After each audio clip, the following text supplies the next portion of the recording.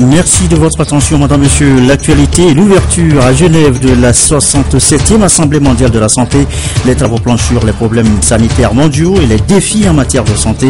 Plus de 300 délégués prennent part aux travaux. Le Togo y est présent, représenté par le Premier ministre et sa délégation. Le baccalauréat première partie, les épreuves vont démarrer ce matin. Les candidats ont planché sur les sujets de français encouragés par les ministres des enseignements. Le bac 1 inaugure ainsi la série d'examens de fin d'année scolaire. Enfin, au Toufan, la reconnaissance avant la gloire. Le groupe vient d'être nominé doublement pour le mois de juin, le MTV Award en Afrique du Sud, le BET Awards aux États-Unis. Les Toufan sont nos invités tout à l'heure en fin de journal. Voilà, madame, messieurs, le sommaire, bienvenue, voici le journal. Bonsoir à tous. L'actualité ce mardi, c'est le Conseil des ministres qui s'est réuni à la présidence de la République. On y revient dans un instant. Le temps de vous signaler également que l'actualité, c'est aussi le séjour du président de la République à Abidjan. On y reviendra également tout à l'heure dans le courant de cette édition. Un rapport toujours avec la présidence de la République. Ce message au courrier des pairs du chef de l'État. Message de félicitations adressé à monsieur Paul Biya, président de la République du Cameroun. C'est à l'occasion de la fête nationale donc de ce pays, le Cameroun donc. Je voudrais, écrit le président Fornas Ingbe, saisir ce moment solennel et spécial pour votre pays, pour vous renouveler mes vœux ardents de santé, de bonheur à vous-même et à votre famille, ainsi que ceux de paix et de prospérité davantage croissante au peuple camerounais, tout en me félicitant par ailleurs de l'excellente qualité des relations d'amitié et de coopération que nos deux pays entretiennent si heureusement. Je vous prie d'agréer, monsieur le président et chers frères, les assurances de ma très haute considération, écrit le président Fornas Ingbe à son homologue camerounais Paul Biya. On prend maintenant la route, direction Genève. Sur place, s'est ouverte hier la 67e Assemblée mondiale de la santé. En toile de fond, les problèmes sanitaires mondiaux, les défis à relever en faveur de la santé des populations. Plus de 300 délégués venus des 194 États membres de l'OMS prennent part aux travaux. Le Togo est présent, amené par le Premier ministre Artem Seliagodia Omezulu de Genève. Voici la correspondance de Joël Aziadapou.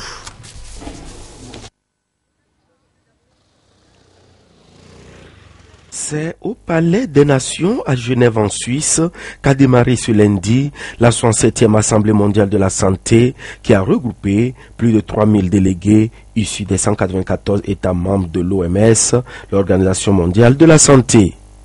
Le Togo a été représenté à cette rencontre internationale par le chef du gouvernement, Kwesi Seliagodia Omezulu. À l'ouverture des travaux de cette 67e Assemblée consacrée aux conséquences du changement climatique sur la santé des populations, la directrice générale de l'OMS ainsi que les différents intervenants ont plaidé en faveur d'une approche multisectorielle qui permet d'agir sur tous les fronts pour garantir un meilleur cadre de vie et donc une bonne santé. Pendant 6 jours, les délégués vont réfléchir sur les maladies transmissibles et non transmissibles, la mortalité infantile, maternelle, la prévalence préoccupante de l'obésité des enfants, la couverture sanitaire, la qualité des soins, mais aussi l'accès aux médicaments essentiels. Déjà, le Togo, qui assure depuis février dernier la présidence de l'Association africaine des centrales d'achat des médicaments essentiels, a organisé en marge des travaux de la 67e Assemblée mondiale de la santé une réunion ministérielle de haut niveau pour réfléchir sur les bonnes pratiques en matière de gestion et d'approvisionnement des médicaments en Afrique. Aujourd'hui, il était vraiment important pour nous de nous assurer de l'engagement de nos ministres de la Santé auprès des centrales d'achat pour que les centrales d'achat soient au centre de nos systèmes nationaux d'approvisionnement, que ce soit par nos États, que ce soit par nos partenaires techniques et financiers. Et il ressort clairement de forts engagements des ministres ici présents à porter le message de la CAM. La suite va être que la CAMEC Togo s'investisse davantage à rendre ce service qui est attendu d'elle par les formations sanitaires privées, c'est-à-dire qu'elle puisse trouver du médicament quand elle vient s'approvisionner à la centrale d'achat. Et donc, la CAMEC Togo est vraiment engagée dans cette direction. Aujourd'hui, on se rend compte que dans un certain nombre de pays, dont le nôtre d'ailleurs, il y a des circuits parallèles d'approvisionnement des médicaments, ce qui affaiblit les centrales d'achat sans que nous soyons sûrs que les médicaments qui passent par ces circuits-là sont des médicaments de qualité et qu'il n'y a pas la contrebande, il n'y a pas la contrefaçon.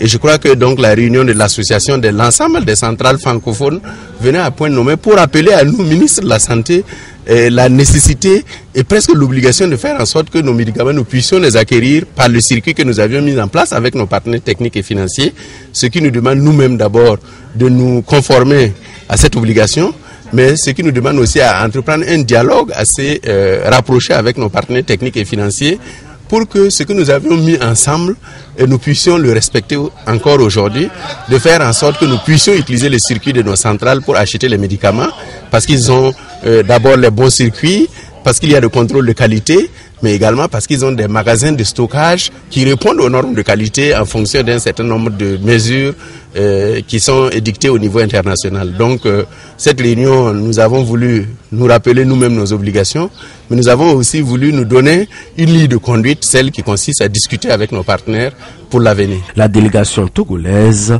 poursuit sa participation active aux différents programmes et activités inscrits au menu de cette 67e Assemblée.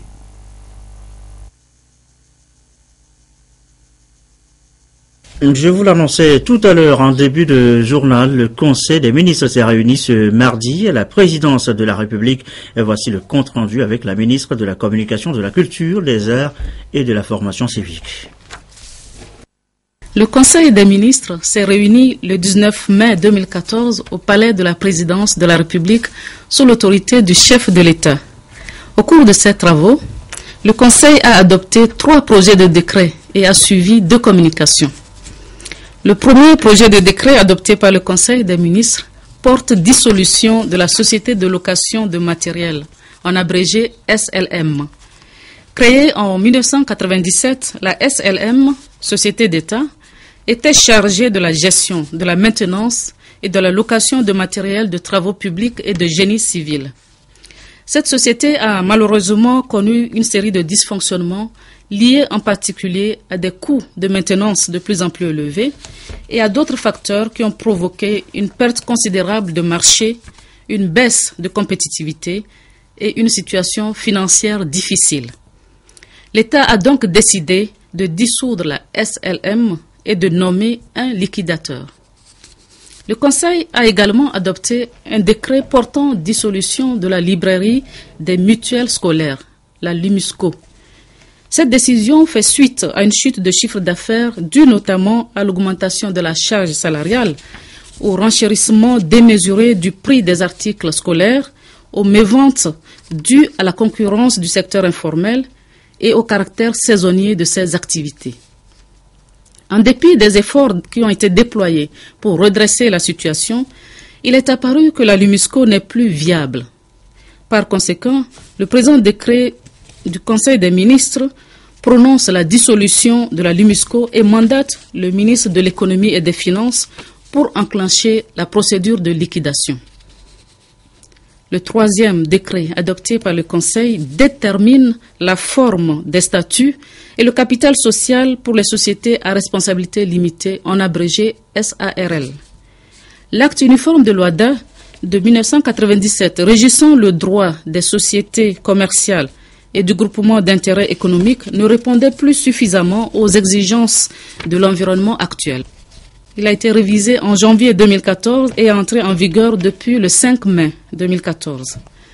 Ce texte apporte des innovations importantes qui sont prises en compte par ce projet de décret. Les nouvelles dispositions de l'acte uniforme révisé rendent désormais optionnelles les normes relatives à la forme des statuts et le montant du capital social. Les États qui le souhaitent peuvent ainsi adopter pour les 2 volets précités des dispositions qui s'écartent des exigences fixées par l'acte uniforme de l'OADA. Dorénavant, une SARL pourra être créée au Togo par acte notarié ou par acte sous seing privé. Elle devra avoir un capital minimal de 100 000 francs CFA, alors qu'auparavant, le capital social minimal requis était de 1 million de francs CFA. Ces nouvelles mesures offrent une opportunité aux personnes qui ont des talents mais qui sont sans grandes ressources de faire face à des frais de création d'entreprises plus réduits. La simplification des procédures encouragera par ailleurs le secteur informel à procéder aux formalités de création d'entreprises, ce qui permettra de générer des emplois et d'accélérer la relance économique dans notre pays. Au titre des communications, le Conseil des ministres a suivi un exposé du ministre de l'Environnement et des Ressources forestières sur la ratification de notre pays du protocole de Kyoto à la Convention cadre des Nations Unies sur les changements climatiques. Compte tenu des menaces encourues par notre planète du fait des changements climatiques, la Convention cadre des Nations Unies sur les changements climatiques a connu des amendements successifs qui tiennent compte des insuffisances observées dans la mise en œuvre de cette convention internationale. Le protocole de Kyoto se situe dans cette dynamique. Il a expiré en décembre 2012 et a été prorogé jusqu'en 2020. Cependant, son entrée en vigueur, qui présente des enjeux majeurs pour les pays en développement, est conditionnée par la ratification par les pays signataires conformément aux dispositions du protocole. C'est pourquoi la communication a insisté sur la nécessité pour notre pays de faire diligence afin de contribuer à l'entrée en vigueur du protocole de Kyoto dans les meilleurs délais. Il faut rappeler que le Togo a pu, par le passé, bénéficier de divers avantages et projets au titre de la Convention cadre des Nations Unies sur les changements climatiques et de son protocole, notamment la réhabilitation des retenues d'eau à Damon et à Saint-Cassé dans la région des Savanes, ainsi que le financement de l'élaboration d'un programme d'action national d'adaptation au changement climatique. S'agissant de la deuxième communication présentée en Conseil, elle est relative à la mise en place de la Coalition nationale pour la formation et l'emploi des jeunes. Cette initiative vise à créer une plateforme qui permettra de positionner la jeunesse comme un gisement de compétences et comme un vecteur d'une croissance accélérée et inclusive. L'enjeu est de répondre avec une plus grande cohérence à l'impératif de l'absorption des jeunes dans la vie économique et sociale. La Coalition nationale pour la formation et l'emploi des jeunes est un organe consultatif et d'impulsion qui contribuera à renforcer le dialogue de haut niveau entre les acteurs impliqués dans la recherche de solutions aux problèmes de l'emploi des jeunes. Enfin, le Conseil des ministres s'est prolongé par un séminaire gouvernemental animé par le ministre chargé de la prospective et de l'évaluation des politiques publiques, assisté par le professeur Alioune Sall, directeur de l'Institut des futurs Africains, basé à Pretoria, en Afrique du Sud. Ce séminaire gouvernemental portant sur le thème « Enjeux et défis de l'évaluation des politiques publiques et de la prospective » se situe dans le prolongement de ceux qui avaient été organisés en mars et en avril 2014. Il a permis, d'une part, de rappeler les enjeux inhérents à l'évaluation des politiques publiques et à la nécessité de rationaliser la prise de décisions publiques, de moderniser la gestion de l'administration et des services publics et de rendre plus efficaces les dépenses publiques. D'autre part, le séminaire gouvernemental a mis en exergue les précautions qui doivent accompagner le processus d'évaluation des politiques publiques. Il s'agit, entre autres, d'impliquer toutes les couches socio-professionnelles pour donner au processus un caractère participatif élevé, d'effectuer l'évaluation dans la transparence et de veiller à la mise en pratique des résultats et des recommandations. Fait à Lomé le 20 mai 2014, le Conseil des ministres. Voilà, c'était là le compte rendu du Conseil des ministres réunis donc ce mardi. L'actualité, je vous l'annonçais, c'est aussi le séjour ce mardi du président Faure Gnassingbé à Abidjan. On y revient dans un instant, mais d'abord, les images de l'arrivée du chef de l'État dans la capitale ivoirienne. Le président Faure Gnassingbé accueilli, vous allez le voir, à sa descente d'avion par le premier ministre ivoirien, Daniel Kablan-Duncan. Voilà donc le cérémonial d'accueil qui s'est mis en place pour accueillir donc le président, le chef de l'État, salué donc par les autorités ivoiriennes. On verra tout à l'heure aussi les chefs traditionnels qui ont fait le déplacement donc de l'aéroport pour accueillir le chef de l'État à sa descente d'avion pour ce séjour ivoirien du président de la République.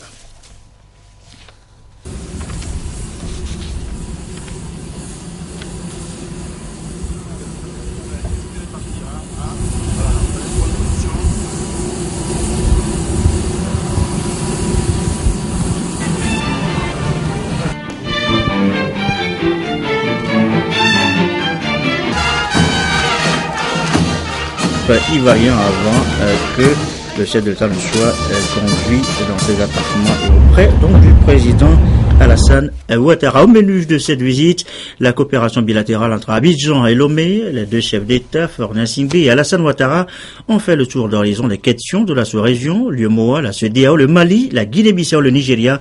Voici le compte rendu avec Aimé Abalo. Une journée bien remplie pour Alassane Ouattara et son homologue togolais Faure Gnassingbé. Dans la capitale ivoirienne, les deux chefs d'État ont exploré ce mardi, bien entendu, les questions bilatérales, mais aussi régionales. L'UEMOA, la CEDEAO, le Mali, la Guinée-Bissau et le Nigeria. Nous avons profité de votre séjour pour faire le point de nos relations bilatérales. Nous avons parlé bien sûr de la sous-région, notamment la situation au Mali, au Nigeria. Et je pense que l'UEMOA a un rôle important à jouer. Et nous sommes heureux de ce qui s'est passé en Guinée-Bissau avant-hier, grâce à nos efforts à tous. Et moi, je félicite le soutien que vous m'avez apporté pendant ma présidence à la tête de la CEDEAO. Et je voudrais vous dire à quel point le peuple ivoirien est attaché et reconnaissant au peuple togolais. Je voudrais vous remercier pour l'aimable invitation que vous m'avez adressée. Je n'ai pas pu venir au sommet de la CEDEAO au mois de mars pour vous féliciter pour votre impressionnant bilan que vous avez eu à la tête de la CEDEAO. Nous sont quelques-uns à avoir espéré qu'on pouvait vous convaincre de poursuivre, mais cela n'a pas été possible. Je crois que votre pays, la Côte d'Ivoire, a besoin de vous. Mais nous avons cette chance que quand la Côte d'Ivoire va bien, la sous-région va bien, l'UEMOA va bien. Donc le travail que vous faites ici, dans ce pays d'accueil de beaucoup de nos ressortissants, beaucoup de Togolais vivent ici. Dans ce travail, nous en profitons tous. Et je crois que nous goûtons aux fruits du retour de la paix et de la reprise économique impressionnante de votre pays. Naturellement, nous avons aussi parlé du Mali, vous l'avez dit, pour déplorer et condamner ce qui s'est passé à Kidal. Vous le rappeliez, nous avons eu au moins une dizaine de sommets ou 11 sommets en 12 mois sur ce sujet. Les élections se sont bien déroulées grâce à votre leadership et aux efforts de la communauté internationale. Il n'est pas acceptable que la paix et la stabilité soient remises en cause au Mali. Nous espérons que les uns et les autres sauront la raison garder et que la réconciliation, la paix et le développement économique que le peuple malien mérite viendra. Nous avons également parlé de la situation au Nigeria pour dire notre compassion vis-à-vis des familles dont les filles ont été arrachées et dont on ne sait pas où elles se trouvent aujourd'hui, et souhaiter qu'il y ait une vigilance accrue dans notre espace, l'espace CEDEAO et de la communauté internationale vis-à-vis des actes terroristes. Ce qui se passe et ce qui s'est passé au Nigeria n'est pas acceptable. Et comme on le dit, vous avez parlé tout à l'heure de le président Yadema qui disait que quand la maison de votre voisin brûle, aidez-le à éteindre le feu. Parce que demain, si ce phénomène s'installe dans notre sous-région et que ces terroristes sont affaiblis ou vaincus au Nigeria, ils chercheront peut-être à sévir dans d'autres pays. Donc nous devons tous nous mobiliser pour combattre ce fléau. Et nous voulons dire notre entière solidarité au peuple nigérian dans cette sous-région. Nous nous sentons aussi offensés, aussi attaqués qu'eux. Et les efforts qui sont faits, je crois, verront la participation de tout le monde. Et puis enfin, j'ai voulu dire au président Ouattara que bientôt, nous tous, nous allons prendre un maillot de football de la Côte d'Ivoire parce que ça va être la Coupe du Monde. Et les éléphants qui vont, avec d'autres pays, porter haut le football ouest-africain. Nous leur souhaitons bon vent. J'espère que les éléphants iront aussi loin que possible. Je vous remercie. Merci.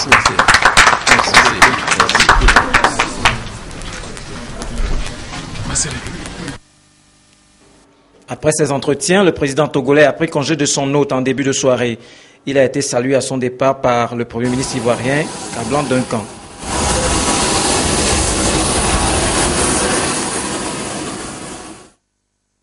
Donc le compte rendu du séjour ce mardi à Abidjan, donc du président Faure Gnassingbé. On revient sur le Conseil des ministres qui s'est réuni donc ce mardi à la présidence de la République. Un décret a été délibéré au cours de ce conseil. Je vous donne lecture donc de ce décret. Le président de la République, sur proposition du ministre de l'Enseignement supérieur et de la Recherche, décrète. Article 1er, Madame Gameti Amadifa, numéro matricule 03 88 69 P, administrateur civil principal, 3e échelon, en service au ministère du Commerce et de la Promotion du secteur privé, est nommée directrice de cabinet du ministre de l'Enseignement supérieur et de la Recherche.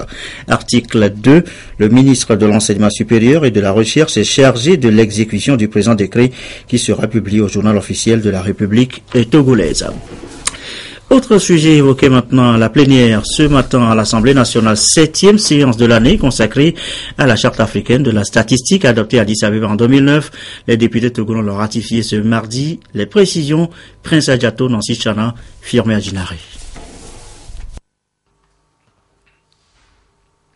Le Togo, à l'instar d'autres pays africains, s'engage dans le processus d'intégration du continent africain pour l'usage des données statistiques harmonisées et fiables dans tous les domaines d'activité de la vie politique, socio-économique et culturelle. Après examen et analyse du projet de loi autorisant la ratification de la Charte africaine de la statistique adoptée à Addis Abeba le 4 février 2009, les députés ont donné leur quitus au projet. Un vote à l'unanimité des députés présents à cette 7e séance plénière de la première session ordinaire de l'année 2014. Une étape importante pour le Togo dans le renforcement de la législation nationale en matière de statistique, ainsi que l'indépendance et le statut des instituts de statistique. Ce acte que vous venez de poser, somme toute ordinaire ou même anodin, revêt une importance capitale pour l'avenir de l'Afrique et pour la vie de la nation togolaise. Des programmes de grande envergure sont envisagés, sont même adoptés au niveau du continent, au niveau de l'Union africaine, au niveau de la CEA. À la base de tous les programmes, à la base de la conception de toutes les mesures, se trouvent les informations statistiques. L'avantage de cette pratique est de permettre à chaque État signataire de pouvoir garantir une indépendance dans la gestion des données statistiques.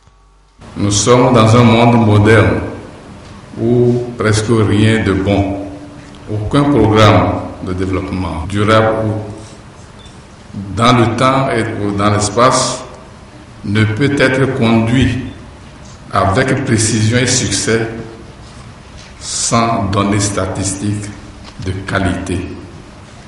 Si l'ONU a fait du 20 octobre la journée mondiale de la statistique, c'est qu'elle accorde une importance qui n'échappe plus à aucun décideur digne de ce nom ou à toute personne qui conduit un programme de développement. Il appartient à présent au gouvernement de faire en sorte que la nouvelle loi réponde aux exigences actuelles relatives au développement de l'information statistique qui permettent au secteur de la statistique de notre pays d'apporter sa pierre aussi à l'œuvre de développement. La Charte africaine de la statistique est l'instrument juridique qui régule l'activité statistique en Afrique. Elle est un cadre stratégique d'orientation et vise l'émergence des statistiques africaines dans tous les domaines d'activité. Il est 20h24. L'actualité ce mardi, eh bien, c'est aussi le top départ donné ce matin pour les examens de fin d'année scolaire. C'est le baccalauréat première partie qui inaugure donc cette série. Les candidats avaient le choix ce matin entre la dissertation, le commentaire composé, la contraction de test, l'épreuve de français donc. Apollinaire Katanga, Rachel Aoukou. La série des évaluations de fin d'année scolaire 2013-2014 a démarré ce matin avec l'examen du probatoire. 46 406 candidats de l'enseignement général et 14 214 de l'enseignement technique partent donc à la conquête du bac 1. Ils sont répartis dans 155 centres d'écrit sur l'ensemble du territoire national. Le ministre Florent Maganaoué des enseignements primaires et secondaires et son collègue Brim Bouraïma Diabaté de l'enseignement technique et de l'industrie ont fait le déplacement dans certains centres d'écrit de la capitale pour se faire une idée du démarrage effectif des épreuves écrites du bac 1. Nous avons visité un titre symbolique des deux grands centres, celui de l'enseignement technique, le lycée Dalido Gomé et puis le lycée de Tocoin.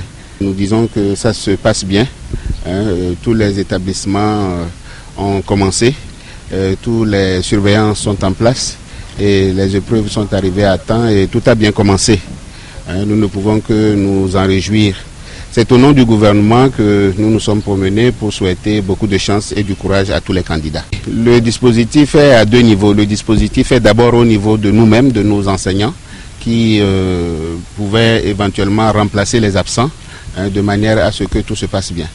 Et au niveau de la gendarmerie, de la police, qui nous aide sur toute l'étendue du territoire également. Je pense que tout le monde est en place et ça se passe bien. Pour ce premier jour, les candidats ont pour matière à réflexion le français. Ils ont 4 jours pour prouver leur aptitude à décrocher le bac 1 qui leur ouvrira les portes de la classe de terminale. L'examen prend fin vendredi prochain. Prend également le pool Cara. Là aussi, les épreuves ont bien démarré. Les candidats ont répondu présent. Les épreuves aussi. Constat sur place. Nestor Mouzou, notre bureau à Cara. L'heure du baccalauréat première partie a sonné. Les élèves de la classe de première affrontent les épreuves qui doivent leur ouvrir les portes de la classe de terminale. À Cara, pendant que les candidats cogitaient sur les premières épreuves de base, les autorités de l'éducation au niveau de la région ont fait le tour de certains centres d'écrit. Nous rendons grâce à Dieu, tout se passe très bien. Les candidats sont présents, tous les surveillants sont à leur poste. Les épreuves ont été lancées. Cette année, nous avons choisi le lycée Cara Sud pour le lancement officiel. Et les premières épreuves de français se déroulent très bien au niveau de toute la région selon les informations que nous avons recueillies des centres d'écrit des autres inspections secondaires, en l'occurrence l'inspection de Niamtougou et l'inspection de Bassar. C'est vrai, nous avons connu par moments des débrayages, mais c'est l'occasion de remercier, de féliciter tous les enseignants qui ont compris le sens civique de la chose, parce que beaucoup s'y sont mis par la suite pour organiser des cours de rattrapage. Et aujourd'hui, nous pouvons vous rassurer que la plupart ont pu achever leur programme, donc on n'a pas trop d'inquiétude. L'effectif des candidats au bac 1 cette année dans la région de la Cara a connu une forte régression. Il est passé de 6 518 en 2013 à 5 619, soit une baisse de près de 14%. Cette baisse est ressentie aussi bien chez les filles que chez les garçons. De 2050 en 2013, l'effectif des filles est passé à 1632. Quant aux garçons, ils étaient 4 468 l'année dernière. Cette année, ils ne sont que 3 987 à se présenter pour l'obtention du baccalauréat première partie. Dans le reste de l'actualité, les Toufan nominés doublement d'abord pour les MTV Awards en Afrique du Sud en tant que meilleur groupe francophone. Ensuite pour le BET Award aux États-Unis en qualité de meilleur groupe africain.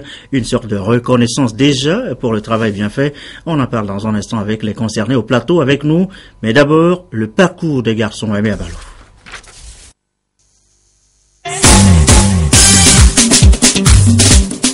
Les Toufan, coqueluches des jeunes mélomanes, partent vers de nouvelles aventures. 2 rendez-vous importants les attendent durant le mois de juin. D'abord le MTV Award en Afrique du Sud pour défendre les couleurs de la francophonie. Pour les MTV Awards en Afrique du Sud, nos artistes, nos true fans, nos champions, comme on aime bien le dire, sont dans la catégorie meilleur artiste francophone, avec notamment Youssoufa de Brazza, Ariel T du Gabon, le groupe Espoir 2000 de la Côte d'Ivoire, et puis Kola de Kin. Après l'étape de Durban, le groupe sera sur scène aux États-Unis. Il est nominé au BET Award dans la catégorie meilleur artiste africain. Il faut préciser que c'est les seuls artistes francophones à compétir justement pour l'édition 2014. Et c'est donc une occasion pour les tout fans de se comparer aux grands noms de la musique internationale, les Beyoncé, les Jay-Z, les Chris Brown qui sont là. C'est par vote. Et il faut aller sur le site de BET Awards et vous allez voir que c'est facile à faire et on a besoin. Tous ceux qui aiment le Kulkache, tous ceux qui aiment le Goïta, il faut aller voter et les Toufans seront très reconnaissants parce que votre vote constituera justement le socle de la victoire des Toufans aux États-Unis pour le rayonnement de la musique togolaise et à partant de ça, de la musique africaine parce qu'ils représentent toute l'Afrique au niveau donc de ces awards. En 2006, le groupe faisait son entrée fracassante sur scène avec Obragada pour accompagner les éperviers du Togo à la Coupe du Monde de football. Puis cartonne en 2011 avec l'emblématique Kulkache avant de s'imposer définitivement il y a un an par un concept tout aussi explosif, le Goïta.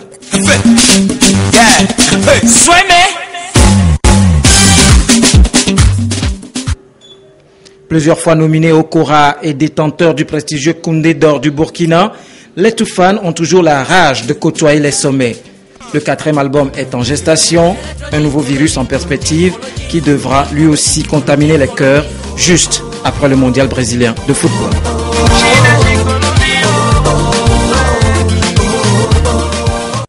Alors les Toufans, bonsoir. Et merci d'avoir accepté notre invitation. Comment vous vous sentez face à cette double nomination aux Awards en Afrique du Sud et aux États-Unis? Comment vous sentez? Quel sentiment vous anime? C'est un sentiment de très grande joie qui nous anime chaque jour que nous nous réveillons.